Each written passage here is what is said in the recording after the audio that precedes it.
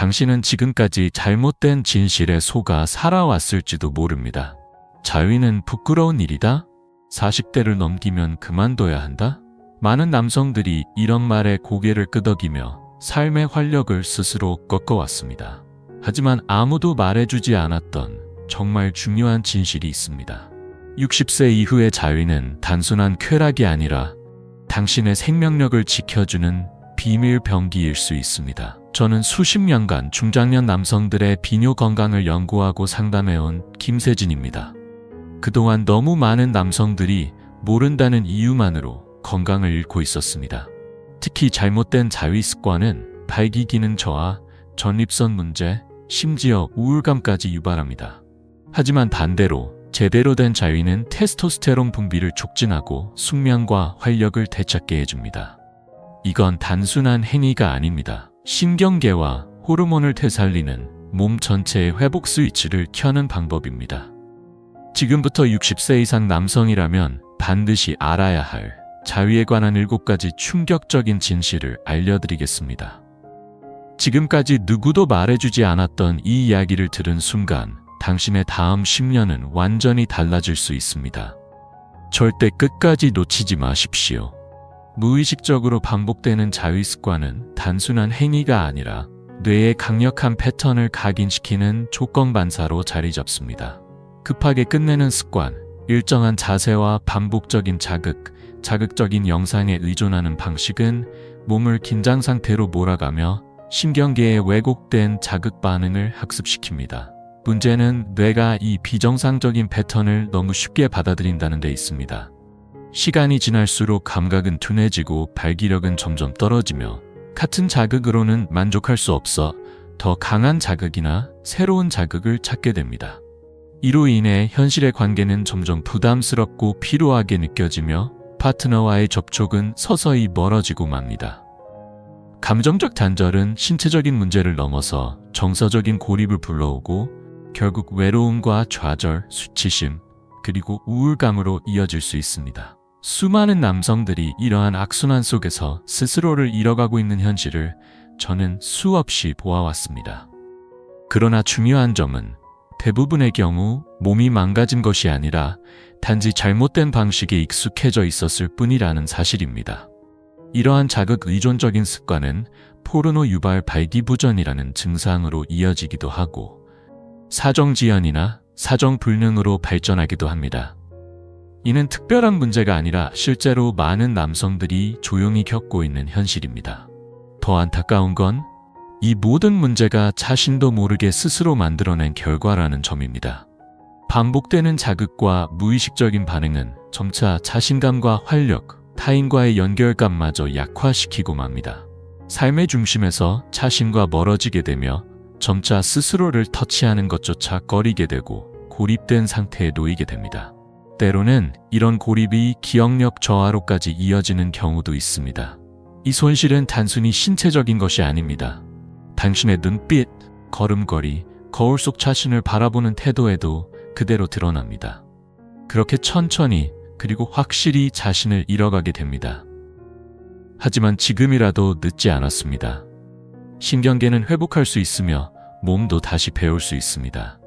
다만 이를 위해선 자각과 인내 그리고 완전히 새로운 접근 방식이 필요합니다. 감각과 감정을 연결하며 천천히 의식적으로 자신을 돌보는 방식으로 바꾸어야 합니다.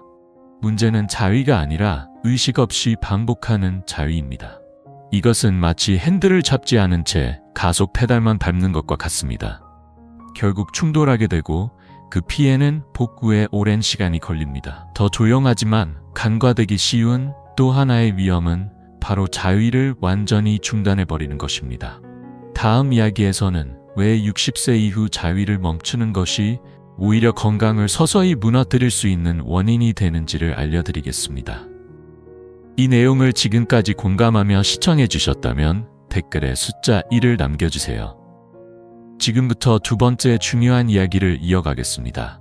그는 68세였고 말수가 적고 체면을 중시하는 조용한 성격이었습니다. 사적인 이야기를 잘 꺼내지 않는 분이었지만 밤마다 5번 이상 깨어나 소변을 봐야 하고 하복부에 묵직한 통증과 압박을 느낀다는 이유로 조심스레 병원을 찾았습니다. 처음에는 단순한 노화 현상으로 생각하신 듯 했지만 제가 마지막으로 사정한 시점을 물었을 때 그는 마치 전혀 예상치 못한 질문을 받은 듯 눈을 크게 떴습니다. 아내가 세상을 떠난 뒤로 그런 일은 없었다고 말씀하시며 나이 들면 자연스럽게 멈춰야 하는 줄 알았다고 하셨습니다. 이런 생각은 중장년 남성들 사이에 널리 퍼진 잘못된 믿음 중 하나입니다.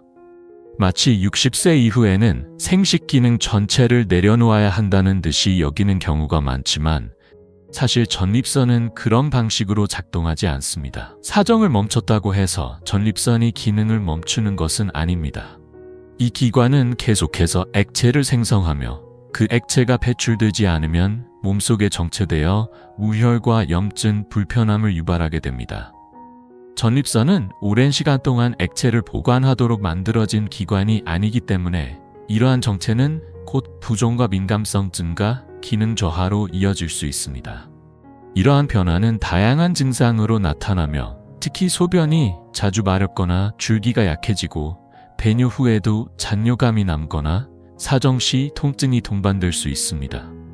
많은 이들이 이를 단순한 노화로 치부하지만 실제로는 배출되지 못한 전립선의 압력과 염증 반응일 가능성이 큽니다. 더 나아가 만성적인 염증은 전립선암의 위험 요인으로 작용할 수 있습니다.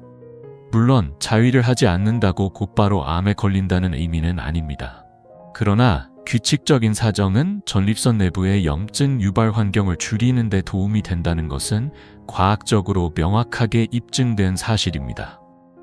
하버드 대학에서 수만 명의 남성을 장기간 추적 조사한 연구에 따르면 한 달에 최소 21회 이상 사정하는 남성은 그렇지 않은 이들보다 전립선암 발병률이 유의하게 낮았다는 결과가 나왔습니다. 이는 단순한 의견이 아닌 명확한 통계입니다. 정민수 씨 역시 자신의 몸에 어떤 변화가 일어나고 있는지 이해한 후 조금씩 자신을 위한 건강관리를 다시 시작했습니다. 그렇게 차츰 불편했던 배뇨가 나아지고 밤잠도 편해졌습니다. 무엇보다도 눈에 띄게 달라진 점은 그의 눈빛이었습니다. 오랜 시간 외면했던 자신과의 연결이 서서히 회복되며 다시금 활력을 되찾기 시작했던 것입니다. 이 문제를 방치하면 단순히 수면이 방해받는 데서 그치지 않습니다. 필요하지 않은 약을 장기 복용하게 되거나 결국엔 수술까지 고려해야 하는 상황으로 번질 수 있으며 전립선암의 위험성까지 높아질 수 있습니다. 그 모든 원인의 시작은 단지 이 나이엔 그만둬야 한다는 잘못된 생각에서 비롯된 것이었습니다. 그는 자위에 대해 부정적인 인식을 가지고 있었고 스스로도 그것이 나이 들면 자연스레 멈춰야 하는 일이라고 믿고 있었습니다. 하지만 저는 전립선 건강 역시 심장이나 혈압처럼 평생 돌봐야 할 중요한 요소임을 거듭 강조하고 싶습니다. 무엇보다 중요한 것은 몸에 대한 관리뿐만 아니라 감정적으로도 자신을 억누르지 않는 태도입니다. 자위를 둘러싼 수치심이나 죄책감, 말 못할 불편한 감정들이 실제로 신체 증상을 악화시킬 수 있다는 점은 의외로 잘 알려지지 않은 사실입니다. 중장년 남성들의 마음속에는 누구에게도 쉽게 꺼내지 못하는 깊은 침묵이 자리하고 있습니다. 저는 진료실에서 이 침묵과 자주 마주칩니다.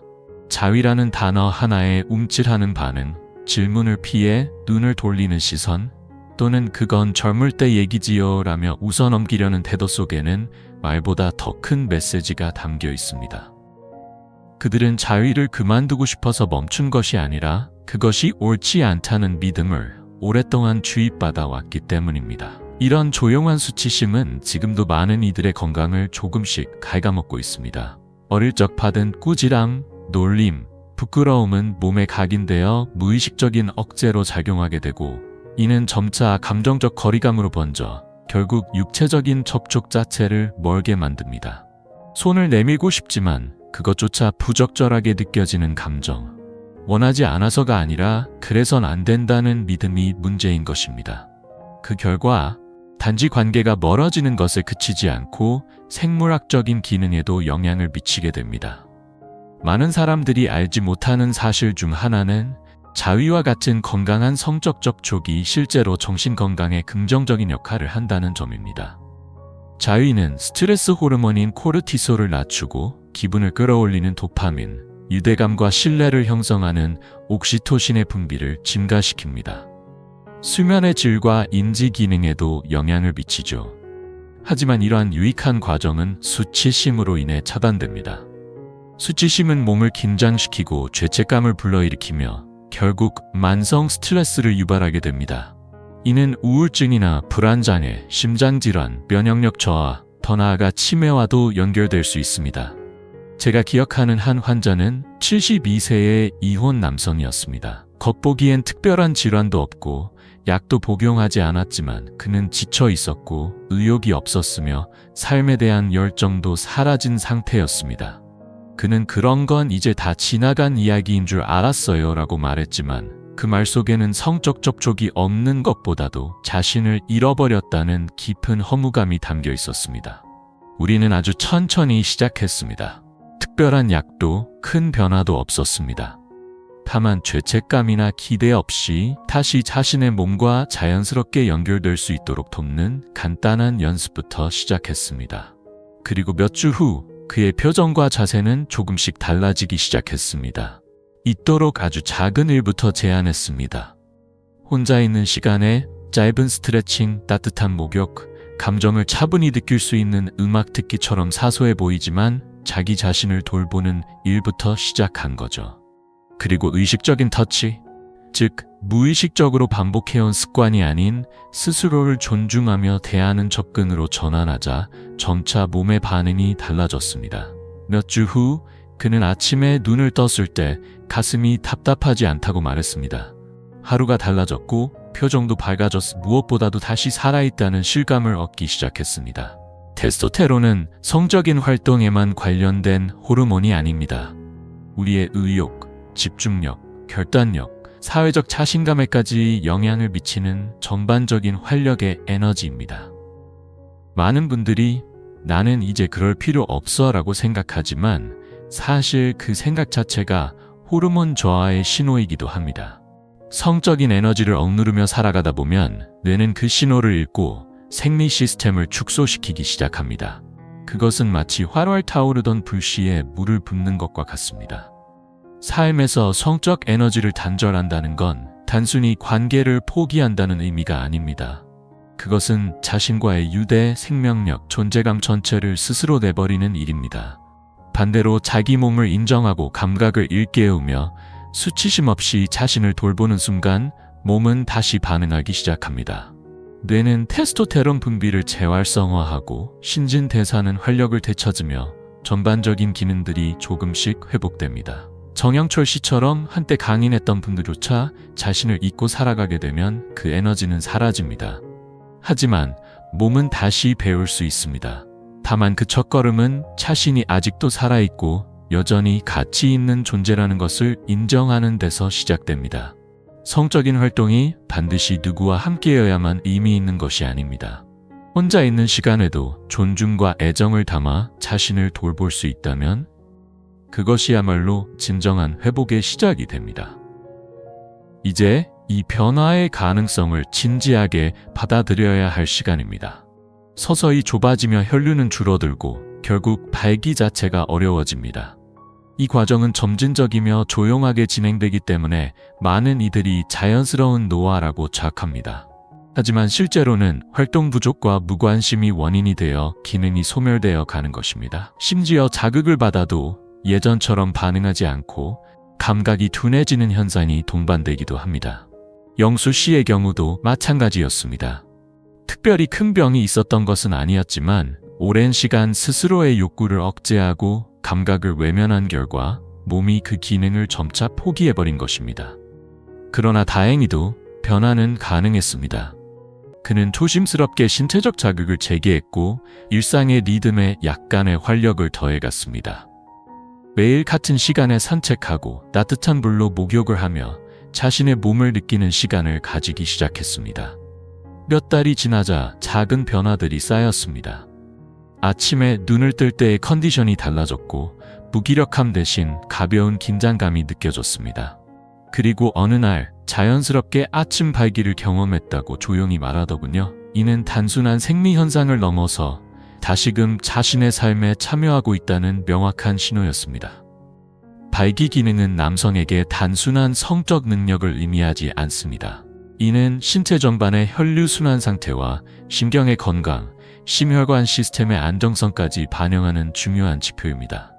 우리가 매일 호흡하는 것처럼 이 기능도 꾸준히 사용되고 유지되어야만 정상적으로 작동합니다.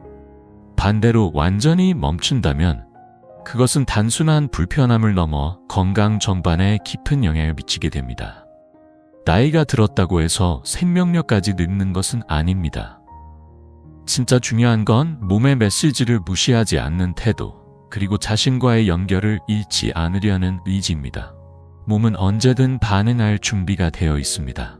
다만 우리가 먼저 다가서야 한다는 것, 그리고 그 시작은 지금 이 순간일 수 있다는 점을 기억해야 합니다. 그 말에 담긴 복잡한 감정을 숨기지 못한 채 털어놓습니다. 처음엔 단순한 호기심이었고 외로움을 달래기 위한 도구였다고들 말하지만 시간이 지날수록 뇌는 점점 강한 자극에 익숙해지고 결국 현실 속 감각에 둔감해집니다. 자극적인 화면과 빠른 전개에 노출된 뇌는 점차 일상의 섬세한 접촉이나 감정을 식별하지 못하게 됩니다. 문제는 이 영향이 단지 성적인 감각에만 머무르지 않는다는 것입니다. 자극을 계속해서 반복적으로 받아들이다 보면 뇌의 보상 회로가 왜곡되고 실제 사람과의 관계에서 얻는 만족감보다 인위적인 장면에서 더 강한 반응을 보이게 됩니다. 감정의 연결은 끊기고 관계는 피상적으로 변하며 혼자 있는 시간이 점점 늘어납니다. 결국 뇌는 자극에 중독된 상태로 변화하고 일상의 소소한 기쁨조차 느끼지 못하게 됩니다. 더욱 심각한 것은 이로 인해 신경전달 물질의 균형이 깨지면서 도파민의 민감도가 낮아지고 아무리 강한 자극도 예전만큼의 만족을 주지 못하는 상태가 되는 것입니다. 이른바 감각 무뎌짐 현상은 삶의 전반에 영향을 미치며 우울감이나 무기력함, 심한 경우 무관심으로 이어지게 됩니다. 일부는 이 고리를 끊으려 노력하지만 익숙해진 자극에서 벗어나는 건 생각보다 더 많은 인내와 자각이 필요합니다. 하지만 희망은 존재합니다. 뇌는 유연한 기관입니다. 인식을 바꾸고 반복적인 자극에서 벗어나기 위한 노력을 시작하면 신경회로는 서서히 회복됩니다. 처음에는 불편하고 공허할 수 있지만 감정을 회복하는 과정이 시작되면 점차 진짜 감각과 연결되는 경험을 하게 됩니다. 실제 사람과 나누는 대화, 따뜻한 손길, 그리고 자신을 향한 조용한 존중이 뇌를 다시 깨어나게 합니다. 포르노는 선택입니다. 하지만 그 선택이 반복되고 습관이 되면 통제력을 잃는 순간이 찾아옵니다. 그때부터는 본인이 아닌 화면이 삶의 중심이 되어버립니다. 이제는 되돌아올 때입니다. 가장 단순하고 인간적인 방식으로 감정을 느끼고 연결되는 연습을 시작하십시오. 당신의 뇌는 여전히 회복할 수 있고 당신의 삶은 여전히 의미를 되찾을 수 있습니다. 번째 비밀은 외로움이라는 감정이 단순히 마음에 머무르지 않고 실제로 몸의 생리적 기능까지 깊이 영향을 미친다는 점입니다. 나이가 들수록 사람은 더 조용해지고 관계는 줄어들며 몸을 쓰는 시간도 점점 줄어들기 마련입니다. 이때 가장 먼저 무뎌지는 것이 자신과의 연결입니다. 누군가와의 접촉이 사라지고 감정적으로도 멀어지게 되면 몸은 더 이상 자극이나 연결을 필요로 하지 않는다고 판단합니다. 그러면서 천천히 그러나 확실하게 기능을 내려놓기 시작합니다. 문제는 이 모든 변화가 자연스럽게 받아들여진다는 데 있습니다. 외로움은 감춰지고 그 속에서 일어나는 신체의 변화들은 단지 늙어서 생기는 일로 치부됩니다. 하지만 몸은 신호를 보냅니다. 수면이 얕아지고 감정 기복이 커지고 면역력도 떨어지며 어느 순간부터 왜 이렇게 기운이 없지라는 생각이 자주 들기 시작합니다. 이것이 바로 자신과 단절된 삶의 신호입니다. 이 단절은 스스로를 만지는 아주 사소한 행위 하나로부터 회복을 시작할 수 있습니다. 그것은 단순한 성적 자극이 아닙니다. 자신이 여전히 살아있음을 느끼는 방법, 감정과 몸이 다시 하나로 이어지는 순간을 만드는 시작점입니다. 온전히 자신의 리듬으로 부끄러움 없이 조용히 자신에게 다가가는 그 행위야말로 신경계에 깊은 안정을 주고 생리적 균형을 다시 회복시키는 가장 인간적인 방법입니다. 삶은 아직 끝나지 않았습니다. 그리고 당신의 몸은 여전히 회복할 수 있습니다. 중요한 것은 더 이상 외면하지 않는 것입니다. 포기했던 감정과 접촉, 생기를 다시 삶 속으로 불러들이는 것, 기술이 주는 자극에 잠시 등을 돌리고 오히려 그 자리에 자신을 위한 시간을 채워 넣는 것. 그 변화는 아주 작고 조용하지만 분명히 시작할 수 있습니다. 다시 말하지만 당신은 고장난 것이 아닙니다. 그리고 지금 늦지 않았습니다. 7번째 비밀은 바로 고립입니다. 나이가 들수록 많은 남성들이 겪는 수많은 신체적 변화나 테스토스테론 감소, 혹은 포르노의 영향보다 더 깊고 치명적인 문제가 바로 이 고립입니다. 여기서 말하는 고립이란 단순히 홀로 사는 물리적 외로움이 아닙니다. 자기 자신과의 연결이 끊어진 상태, 누구의 손길도 느끼지 못하고 스스로를 만지는 것조차 잊은 그 조용한 단절을 의미합니다. 이것은 선택이 아닙니다. 어느 순간부터 이젠 그럴 나이가 아니다라는 사회의 침묵된 메시지를 내면화하면서 남성들은 서서히 자기 자신을 포기하기 시작합니다. 그렇게 일상 속에서 스스로와의 접촉이 사라지고 몸의 감각은 차차 줄어듭니다. 그 결과는 단순한 무감각이 아닙니다. 신경계는 기능을 줄이고 옥시토신 분비는 줄어들며 스트레스 호르몬은 늘어납니다. 혈압이 높아지고 수면이 불안정해지고 면역력까지 떨어지게 됩니다. 무엇보다 뇌는 감정과 감각을 조절하는 회로를 하나둘씩 닫아가기 시작합니다. 결국 감각을 잃는 것은 몸뿐 아니라 마음까지 포함됩니다. 삶의 색감이 흐려지고 세상과의 연결이 느슨해지며 하루하루가 공허해집니다. 거울을 피하게 되고 기쁨을 떠올리는 것조차 멀어집니다. 그리고 이 고립은 침실에서 조용히 시작됩니다. 스스로를 만지는 행위가 사라질 때 뇌는 그것을 감정의 후퇴로 인식합니다. 시간이 지나면 감각은 점점 희미해지고 자신은 더 이상 아무것도 느낄 수 없다는 확신에 빠지게 됩니다. 진짜 잃는 것은 성욕이 아닙니다. 그것은 자신이라는 존재에 대한 감각, 나의 정체성, 감정의 예민함입니다. 연결이 끊긴 순간 삶의 생기와 방향성마저 희미해지고 맙니다. 이 고립은 단지 심리적인 문제에 그치지 않습니다. 여러 연구에서 이는 우울증, 심혈관 질환, 심지어 조기 사망과도 깊은 관련이 있다고 밝혀졌습니다. 나이가 들어서가 아니라 자신을 놓아버리는 그 순간부터 모든 것이 무너지기 시작하는 것입니다. 우리는 모두 시간이 흐르면서 무엇인가를 잃어갑니다. 감각, 자신감, 관계, 혹은 말 못할 아쉬움들. 하지만 잊지 마십시오. 진짜 잃는 것은 나이 때문이 아니라 더 이상 느끼려 하지 않을 때부터 시작됩니다. 이 영상은 단지 자위나 성기능에 관한 이야기가 아닙니다. 그것은 나는 여전히 여기 있다는 그 단순하지만 깊은 선언에 관한 이야기였습니다. 자신을 부드럽게 감싸 안는 시간은 누구에게 보이기 위한 것이 아닙니다. 삶이 끝나지 않았다는 것을 내 마음과 몸에 알려주는 작은 의식입니다. 이제껏 침묵 속에서 잊히고 있던 당신의 감각과 존재감을 다시 깨워주십시오. 조용히, 천천히, 그러나 분명하게. 이제 다시 살아나는 여정을 함께 시작해보지 않으시겠습니까? 만약 이 이야기가 당신 마음 어딘가에 작은 떨림을 남겼다면 구독 버튼을 눌러주세요.